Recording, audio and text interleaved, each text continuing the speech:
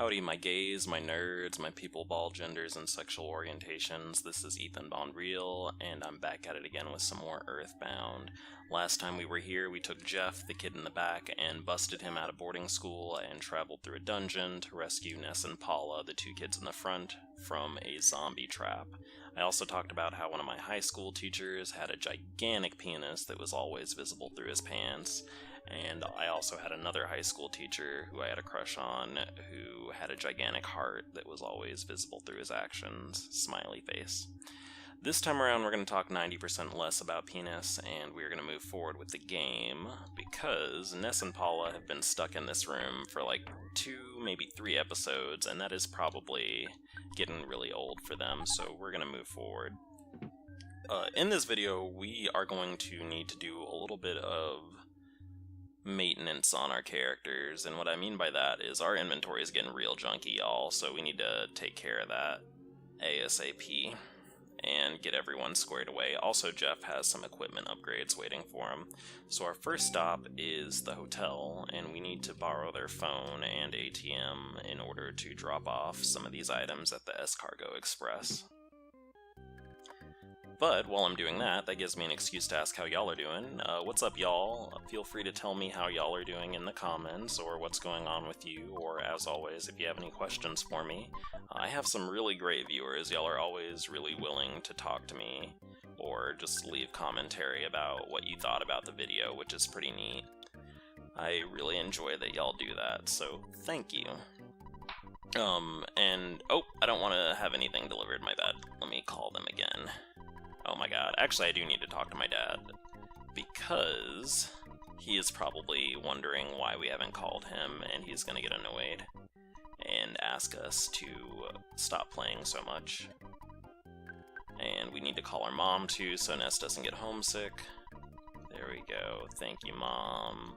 And then next, we are gonna actually call the Escargo Express for real. Okay. But, what's going on with me? I had an episode a while ago where I was talking about, when gays run out of things to do, what they tend to default to is just having sex, basically. And that's kind of where I'm at right now. I don't have school, so I've just been, running with my hands in the air, just letting the wieners hit me in the face as I dash through the prairie land. And it's pretty neat. I've mentioned this, I've been a lot more sexually active than I normally am, and part of the reason for that is that school just started again, and there are a lot of college people who were not here before that are in town, and summer and the beginning and end of summer tend to be times that are, oops, wrong item, there we go, we're looking for the backstage pass, tend to be the times that I get people most interested in me, because there are a lot of people from out of state and out of the city who are coming in and out, so there's just a lot of new people here. Which works for me, I'll take what I can get, but it usually mellows out after the first week or so. And I'm totally fine with that, honestly, because it keeps you out of trouble, honestly, because men are kind of annoying sometimes. But, the gay topic for this video is going to be identifying other gays in public. Thumbs up, thumbs up. So, something a lot of people ask me about, both off and online, or rather they tell me about, is they're like, man, I can never tell when someone else is gay. And my response to that is that you just need to really build up your experiences with other gays and, just start interacting with more, in my opinion. Granted, it's not easy for everyone, but, if you have the opportunity to, just do it, just because, what that does is it helps you develop, a theory of gay, basically. There's no other better way of putting it. You start recognizing yourself in other gays, and you start recognizing other gays in yourself, and so you have, kind of an idea of, what we act like. And it's not 100%, because we're all unique individuals and whatever. But, there are patterns in our behavior that sometimes can be useful clues to help you figure out if someone's, into the glories of man love. But You know, that's actually part of the reason why I make this channel the way I do, is I actually forgot to buy an item we need for Jeff. He's not doing a lot of damage. I do the channel the way I do, is that I want y'all to basically have an idea of, like, kind of like yourself. I want to help y'all build up your theory of gay, basically.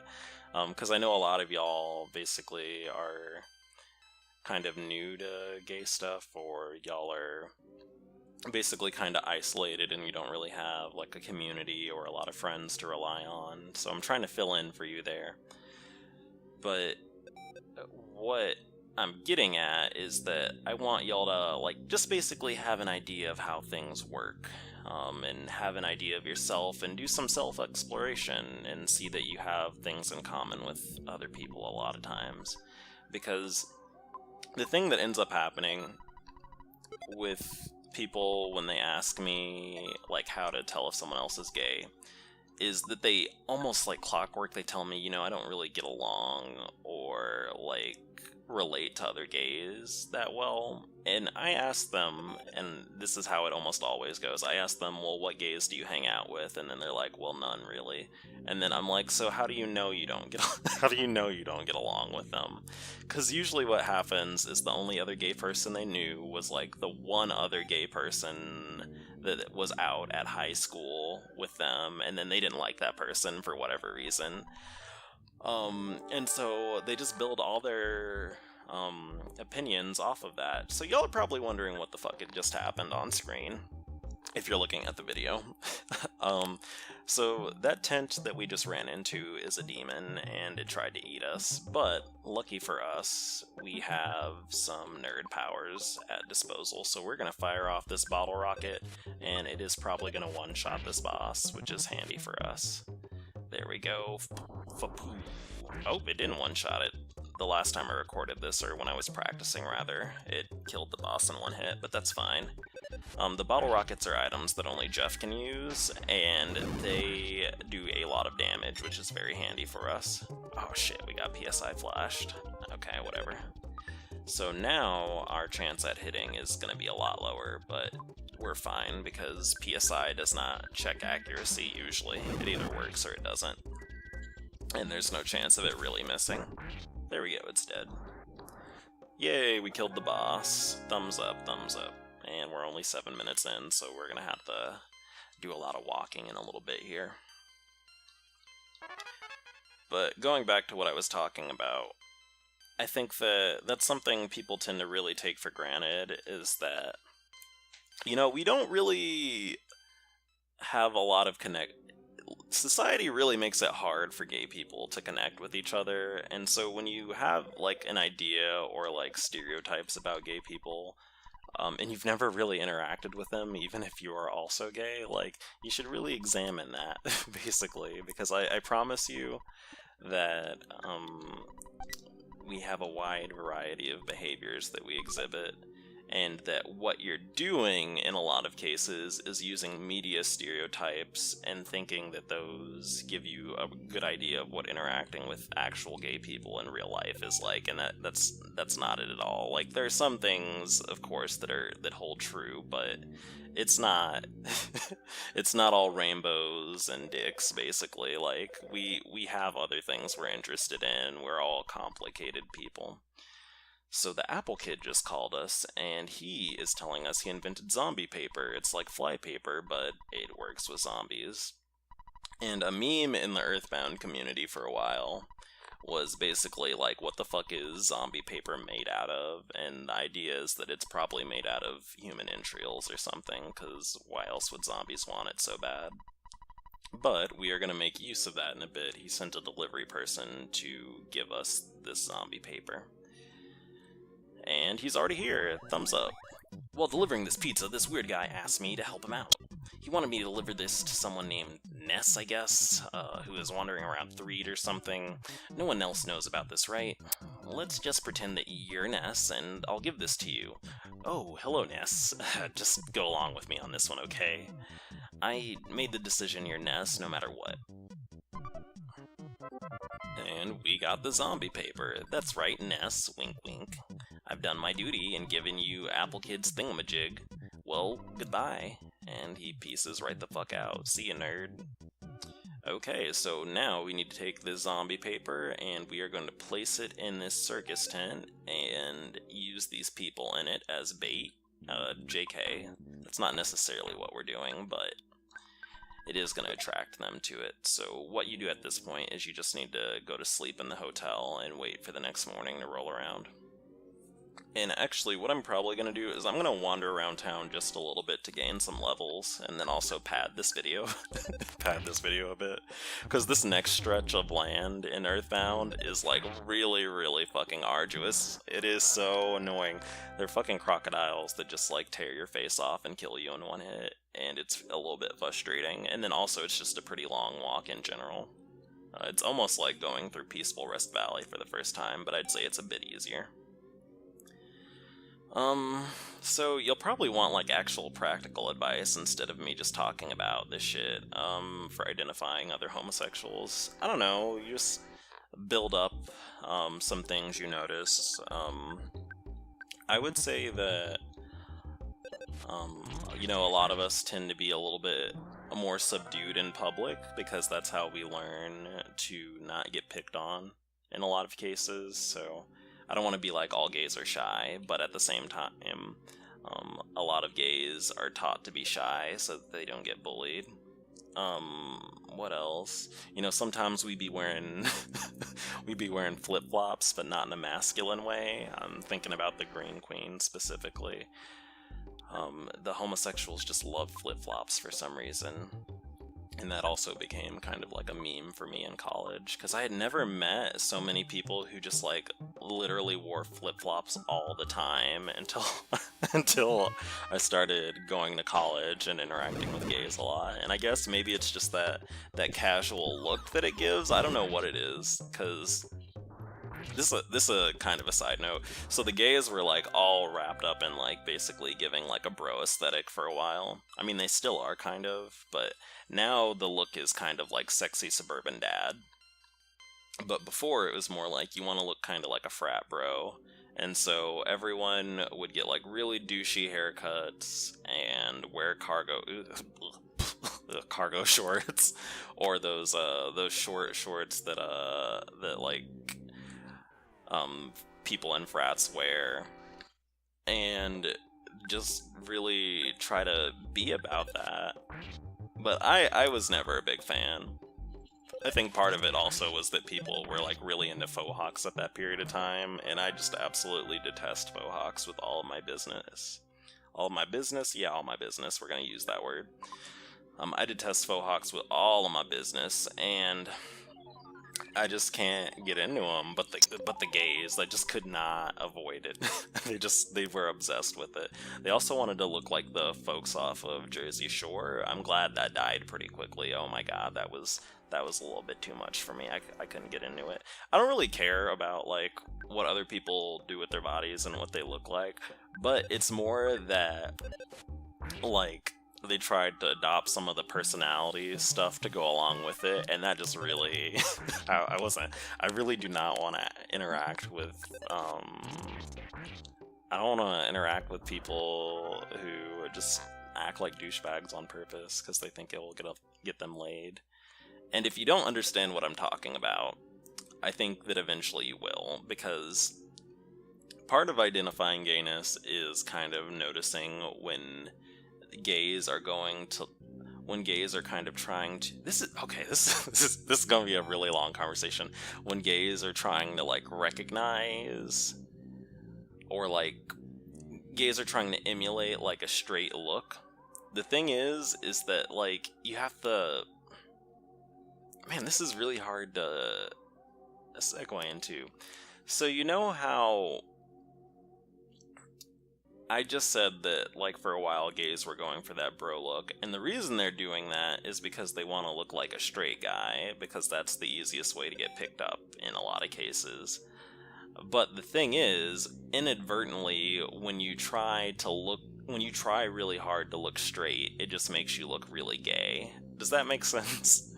When you are, like, purposely wearing, like, like a frat outfit, like the frat pack, that's what I call it, and you're like obviously not in a fraternity, like it just makes you look gayer, right? Um, and that's kind of the sad reality of it, is that like gays tend to be really, a lot of us tend to be really aesthetic driven. And so like we're always on the lookout for someone who like looks authentically masculine, and in some ways we try to like portray that ourselves in a lot of cases when we're trying to like find romantic partners, but at the same time it's like we're not always really good at it. And sometimes we go a little bit overboard, which isn't bad. It's just a funny part of our existence. Like a lot of us really are obsessed with trying to look straight, but trying to look straight ends up making you look gay in a lot of ways. Let's see, what else? And you know, my examples for this whole thing about people trying to look straight is basically like, you could even look at the porn. And I'm only grinding for a little bit more, by the way, if you're wondering why I'm just walking in circles. Probably need to head to the graveyard, actually. There are more monsters there. Is that you can look at the porn, basically, to see, like, the obsession with that type of look and aesthetic. Like, Sean Cody basically became, like, a big thing. Sean Cody and Corbin Fisher became a thing while this period of time where I was talking about, like, gays wanted to look like bros or, like, frat dudes. You know what I mean? Like, it was all about, like, a certain body type. You're not too skinny, you're not necessarily a twink, you're kind of muscular, but you also have, like, just a very casual, kind of bro-ish look to you, and that's, like, the environment that Sean Cody really capitalized on, and Corbin Fisher, too, and all that stuff, and that's what I mean by, like, you want to look straight, but you don't want to look you don't want to look like you're trying too hard. You just want to look kind of like in air quotes, a regular dude.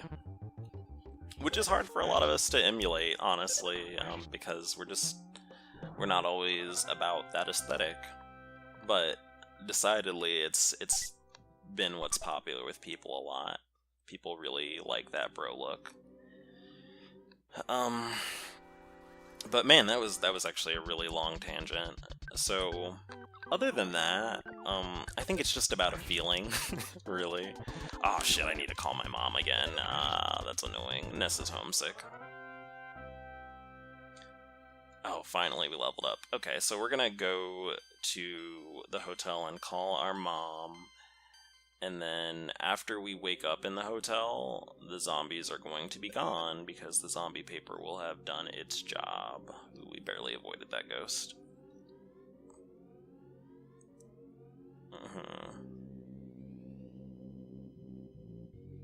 But going back to what I was talking about at the beginning of the video, like, literally one of my favorite things to do, this is a little bit mean, is when I'm talking to another gay, and they're like, they kind of huff out their chest, and they're like, no one can ever tell that I'm gay, Miss Thing, and I'll be like, okay, like, I kind of sensed it, like, immediately when I started talking to you, and then they, like, they clutch their pearls and they're like, how dare you? I'm extremely masculine. I'm extremely passing. And I'm just like, okay, queen, like, whatever. I don't care. And then they'll just go on to explain that they're not like other gays and that they like video games and they don't care about fashion and that they suck dick with their pinky extended to be extra fancy and extra masculine or whatever. And I'm like, Miss Thing, that's cool and all, but just calm down. Like, no one asked you about all that, boy. Sir, you're working hard even though you're young. The guest newspaper that were delivered to the hotel today are different from normal. The paper is called the Zombie Herald.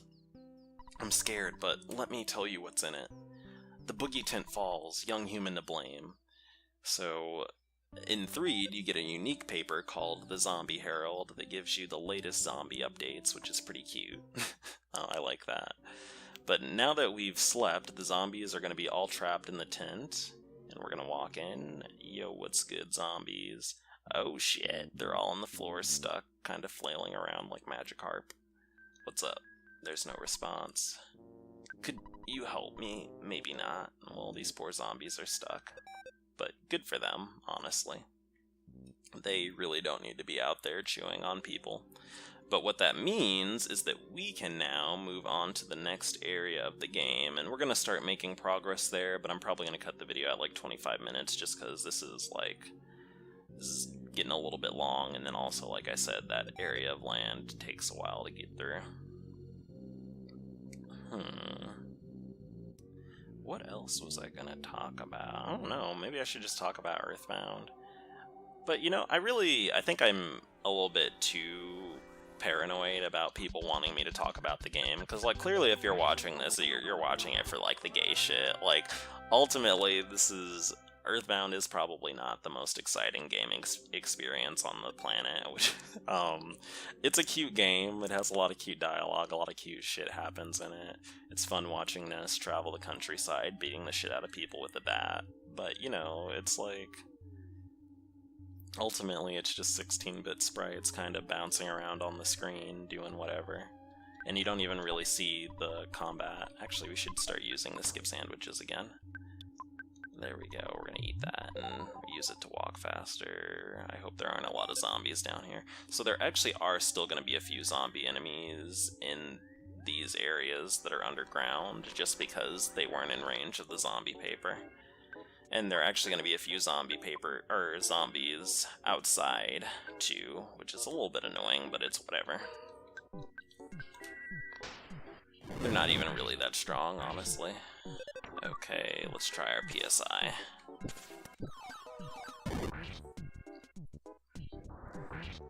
There we go, and they're both dead.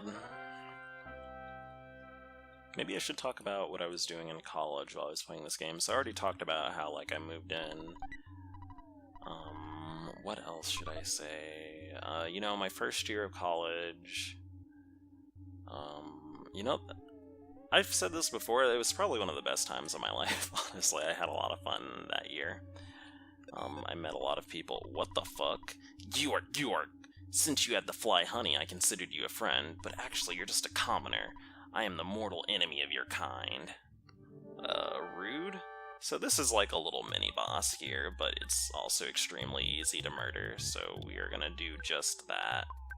And, you know, we should just go ahead and show off Jeff's spy ability. I've used it on screen once or twice, but we might as well make more use of it. Oh shit, I forgot you were resistant to that. Alright. There we go. Okay, you're vulnerable to PSI fire. Also, that was a really gross sound that thing just made. Part of the ad campaign for this game was that this game stinks, or that this game is gross, basically because it had these barf enemies in it, and that was the point in advertising where, like, anything for boys was, like, automatically gross. So, like, you had all, like, the Nickelodeon slime, or, like, stuff that was, like, worms and shit. And I'm kind of glad that advertising has grown out of that phase, because that wasn't the gay aesthetic that I was really about, but, you know, that was what they went with, and it's appropriate considering we're playing against a literal pile of vomit that is burping at us, but it's a little bit gross. Can we... Oh, the reason why we're not hitting is because we're crying. I don't know why I'm not paying attention to what's happening here. Well, it's because I'm too busy fucking flapping my mouth hole. Let's try this. There we go. We also are using up almost all of our fucking PSI. We need to be a little bit more conservative with this, but at the same time, like, we need to end this fight so I can move on with my life. I might actually cut the video after this and then off screen, like, go back and heal now that we've killed this dude so that we can have our PSI back at full. We'll see. Actually, I guess I have to decide now because we already killed him. Let's, I'll go ahead and put my foot down and say we'll cut the video after we go up topside. So, I wanted to get your fly honey and gulp it down. Master Belch and I love fly honey. Georg. Okay, so we're here. I will catch y'all later. I don't know if this episode was good or not. I talked a lot, didn't I? I guess that makes for a good episode, but I don't know if I like it or not. I'll decide once I'm done. editing the audio, but I'm gonna go ahead and release it no matter what, because I already spent almost 30 minutes fucking recording this, so get into it. In the meantime, in between time, this is Ethan Bonreal, and I am out this piece. See ya, nerds. Bye.